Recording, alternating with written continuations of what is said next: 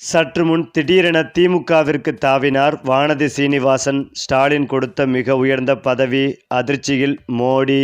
அதாவது கடந்த முறை கோவை தெற்கு தொகுதியில் போட்டியிட்ட மக்கள் நீதி மய்யம் கட்சியின் தலைவர் கமலஹாசனை 1728 வாக்குகள் வித்தியாசத்தில் வானதி சீனிவாசன் தோற்கடித்தார். ஆனால் இந்த முறை தொகுதியில் சிறுபான்மை மக்கள் அதிகளவில் இருக்கின்றனர். அதேபோல எஸ்ஐஆர் பணிகளில் திமுக செய்த பணிகளால் அந்த தொகுதி திமுக வசம் செல்லும் என்று பார்க்கப்படுகிறது. அந்த வகையில் கோவை வடக்கு தொகுதியை குறிவைத்து வானதி சீனிவாசன் பிரதமர் முகாம் உள்ளிட்ட பல்வேறு பணிகளில் ஈடுபட்டும் வருகிறார். அதேபோல கோவை தெற்கு தொகுதியில் இந்த முறை திமுக நேரடியாக களமிறங்க திட்டமிட்டிருக்கிறது.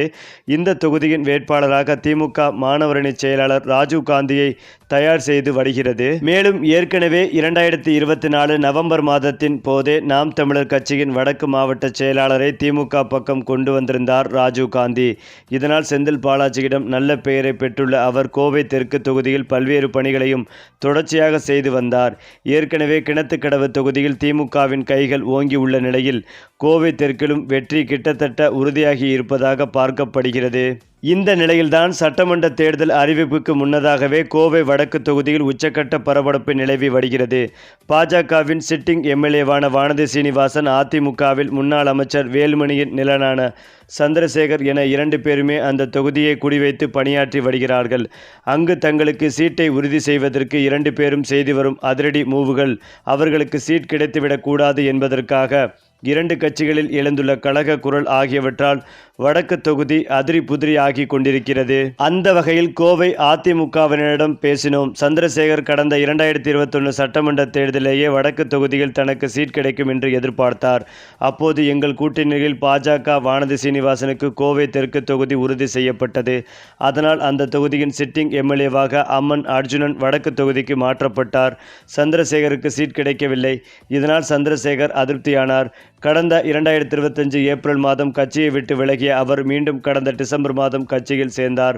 இந்த முறை எப்படியாவது சீட்டை உறுதி செய்ய களத்தில் வேகம் காட்டுகிறார். கட்சிக்காரர்களுக்கு கறி விருந்து கொடுப்பது, தொகுதிக்குள் நலத்திட்ட உதவிகள் வழங்குவது என்று ஆக்டிவாக உள்ளார். ஆனால் ஏராளமான புகார்கள் எழுந்ததால் வேலுமணிக்கு அவர் மீதிருந்த நம்பிக்கை போய்விட்டது. எனவே அவருக்கு வாய்ப்புகள் மிகவும் குறைவும் என்றும் சொல்லப்பட்டு வருகிறது. தன்னுடைய பணபலத்தையும் பாஜகவில் வானதிக்கு இங்கு சீட் கிடைத்துவிடக் கூடாது என்று லாபி செய்யும் நிர்வாகிகளை வைத்துக்கொண்டு லாபி செய்து வருகிறார். பிரச்சார வாகனத்தை கூட புக் செய்து விட்டார். தனக்கு வாய்ப்பு கிடைக்காததால் கடந்த காலங்களில் கட்சி பணி செய்யாதவர்களுக்கு கட்சி எப்படி வாய்ப்பு வழங்கப்படும் என்றனர். கோவை பாஜகவிடம் பேசிய போது கோவை தெற்கு தொகுதி சிட்டிங் எம்எல்ஏவான வானதி சீனிவாசன் இந்த முறை வடக்கு தொகுதியில் போட்டியிடும் முடிவில் உள்ளார். கடந்த சில மாதங்களாகவே அவர் வடக்கு தொகுதியில்தான் அதிகம் களம் வருகிறார். கடந்த தீபாவளி பண்டிகையின் போது அங்குள்ள சக்தி கேந்திர நிர்வாகிகளுக்கும் பரிசு வழங்கினார். அவருக்கு நெருக்கமானவர்கள்தான் தொகுதி பொறுப்பாளர்களாக உள்ளனர். எடப்பாடி பழனிசாமி மற்றும் எஸ்பி வேலுமணியிடம் பேசி வடக்கு தொகுதியை கிட்டத்தட்ட உறுதி செய்துவிட்டார். ஆனால் இந்த தொகுதியில் உள்ள பாஜக நிர்வாகிகள் எதிர்ப்பாகவே உள்ளனர். வடக்கு தொகுதியை குறிவைத்து பலர் நீண்ட காலமாக பணியாற்றி வருகிறார்கள்.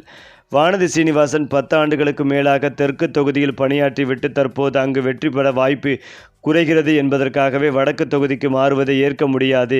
இன்றைய தினம் கூட நயினார் நாகேந்திரனை வடக்கு தொகுதிக்கு அழைத்து வந்து நலத்திட்ட உதவிகளை வழங்கி வருகிறார். கோவை மாவட்டத்தின் இதய பகுதியை தெற்கு தொகுதிதான். கோவையில் பாஜக வலுவாக இருக்க அந்த தொகுதி முக்கியம்.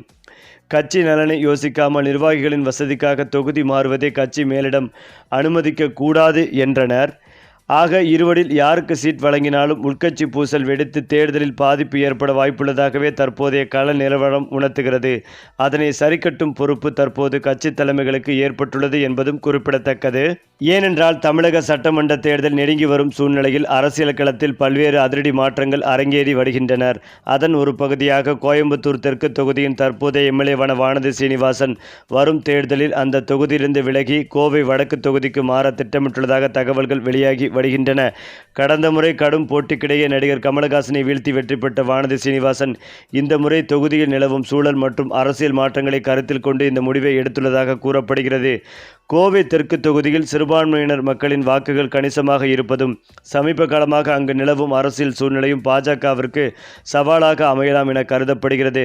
மேலும் கடந்த சில ஆண்டுகளாக தமிழக அரசின் திட்டங்கள் மற்றும் எஸ்ஐஆர் பணிகள் மூலமாக திமுக அந்த தொகுதியில் தனது பிடியை பலப்படுத்தியது. இதனால் பாதுகாப்பான ஒரு தொகுதியை தேர்ந்தெடுக்கும் நோக்கத்தில் வானதி சீனிவாசன் கோவை வடக்கு தொகுதியை குறிவைப்பதாக அரசியல் வட்டாரங்கள் தெரிவித்தும் வருகிறார்கள். வானதி சீனிவாசன் தொகுதி மாற உள்ளதாக கூறப்படும் நிலையில் கோவை தெற்கு தொகுதியை நேரடியாக கைப்பற்ற திமுக தலைமை வியூகம் வகுத்துள்ளது. கடந்த முறை இந்த தொகுதியை தனது கூட்டணி கட்சிகளுக்கு ஒதுக்கிய திமுக இந்த முறை நேரடியாகவே தனது வேட்பாளரை நிறுத்த முடிவு செய்துள்ளது. இதற்காக திமுக மாணவரணி செயலாளர் ராஜீவ்காந்தியை வேட்பாளராக களமிறக்க அந்த கட்சி தலைமை பரிசீலித்து வருவதாகவும் அதற்கான ஆரம்பகட்ட பணிகள் தீவிரமாக நடைபெற்று வருவதாகவும் செய்திகள் தெரிவித்தும் வருகிறார்கள். முன்னாள் அமைச்சர் செந்தில் பாலாஜியின் மேற்பார்வையில் கோவையின் திமுகவில் தேர்தல் பணிகள் முடுக்கிவிடப்பட்டுள்ளன. குறிப்பாக கொங்கு மண்டலத்தில் கடந்த முறை இழந்த செல்வாக்கை மீட்டெடுக்க முதலமைச்சர் மு.க.ஸ்டாலின் மிகுந்த முனைப்பு காட்டி வருகிறார்.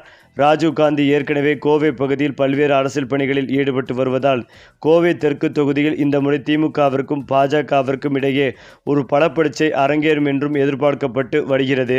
அது மட்டுமில்லாமல் அதிமுக தலைமையில் NDA கூட்டணி அமைத்து சட்டப்பேரவை தேர்தலை சந்திக்க உள்ளது. தமிழ்நாட்டில் அதிமுக தலைமையிலான தேசிய ஜனநாயக கூட்டணியில் பாஜகவிற்கு எத்தனை இடங்கள் ஒதுக்கப்படும் என்று இதுவரை அதிகாரப்பூர்வமாக அறிவிக்கப்படவில்லை. இருந்தாலும் 49 சட்டமன்ற தொகுதிகளை குறிவைத்து பாஜகவின் முக்கிய தலைவர்கள் பேச்சுவார்த்தையும் நடத்தி வருகின்றனர். இதனிடையேதான் கடந்த 2021 சட்டமன்ற தேர்தலில் கோவை தெற்கு தொகுதியில் பாஜக தரப்பில் போட்டியிட்ட வானதி சீனிவாசன் மக்கள் நீதி மய்யம் கட்சி தலைவர் கமலஹாசனை 1728 வாக்குகள் வித்தியாசத்தில் வென்று MLA ஆனார். இந்த நிலையில் வரும் தேர்தலில் கோவை வடக்கு தொகுதியில் போட்டியிட வானதி சீனிவாசன் திட்டமிட்டுள்ளதாக தகவல்கள் வெளியாகி வரும் இந்த சூழ்நிலையில் வானதி சீனிவாசனுக்கு அதிர்ச்சி கொடுக்கும் வகையில் இந்த தொகுதியை அதிமுக பாஜகவிற்கு ஒதுக்க மறுப்பு தெரிவித்துள்ளதாக சொல்லப்படுகிறது. அதிமுக சார்பாகவே இந்த தொகுதியில் போட்டியிட திட்டமிட்டு வருவதாக எடப்பாடி பேச்சுவார்த்தையும் நடத்தியிருக்கிறார். இதற்கு பாஜக முழுவதுமாக மறுப்பு தெரிவித்து வருகிறது. ஆனாலும் எடப்பாடி அதிமுக சார்பாகத்தான் அங்கு வேட்பாளர் நிறுத்தப்படும் என்று திட்டவட்டமாக எடப்பாடி கூறியிருக்கிறார். இதனால் அதிமுக பாஜக மீண்டும் மோதல் வெடித்துள்ளது.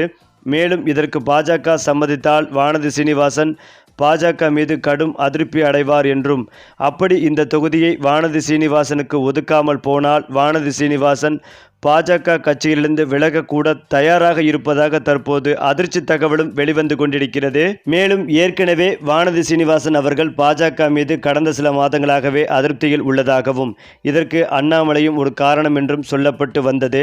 இதனால் பாஜக கட்சியிலிருந்து அவர் விலக முடிவெடுத்துள்ளதாகவும் விரைவில் முதலமைச்சர் ஸ்டாலின் அவர்களை நேரில் சந்தித்து வானதி சீனிவாசன் அதிகாரப்பூர்வமாக திமுகவில் இணைய உள்ளதாகவும் இதற்காக ஸ்டாலின் மிக உயர்ந்த பதவி அவருக்கு கொடுக்க உள்ளதாகவும் தற்போது தகவல்கள் சொல்லப்பட்டு வருகிறது. இதற்கான பேச்சுவார்த்தையும் நடந்து முடிவடைந்து விட்டதாம்.